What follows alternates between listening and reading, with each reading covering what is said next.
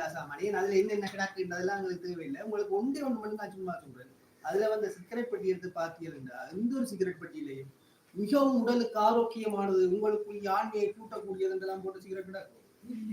கலர்களா தான் கிடக்கு. உயிர் கொள்ளும், புற்றுநோயை உருவாக்கும், ஆண்மை குறைவை உருவாக்கும், இவ்வளவும் பெட்டி போட்டு அடிச்சு வச்சிருக்கான். அடிச்சு போட்டு அதுக்குள்ள சிகரெட்டை வச்சிருக்கான். இந்த அவன் என்ன சொல்றான், இதை குடிச்சா நீ சாவ, உனக்கு குடும்பமே இல்ல, பிள்ளை குட்டி பிறக்காது, இவ்வளவு தெரிஞ்ச ஒரு பிள்ளை உன்ன கல்யாணம் கட்டாது. சரியோ? அப்படி கட்டினா அந்த பொம்பளை பிள்ளைக்கு ஈஸியா.